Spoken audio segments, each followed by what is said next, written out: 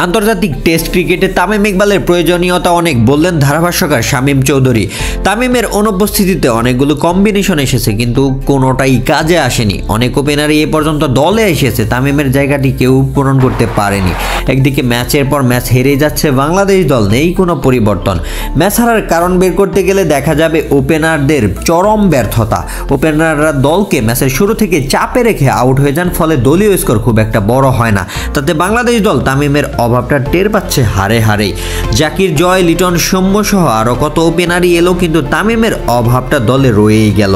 আন্তর্জাতিক টেস্ট ক্রিকেটে তামিমের রয়েছে যথেষ্ট খ্যাতি। বাংলাদেশের হয়ে একমাত্র ব্যাটার যিনি লর্ডসের মাঠে মাথা উঁচু করে সেঞ্চুরি করে দেখিয়ে দিয়েছেন গোটা বিশ্বকে।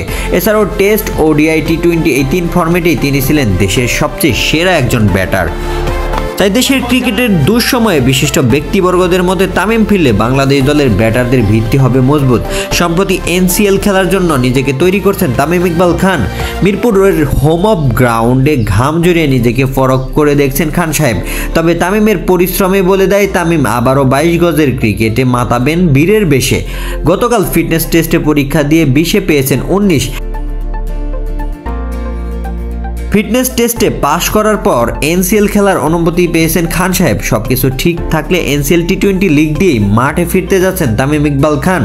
আন্তর্জাতিক ক্রিকেটে ফিরবেন কি ফিরবেন না তা জানা যাবে সঠিক সময়ে।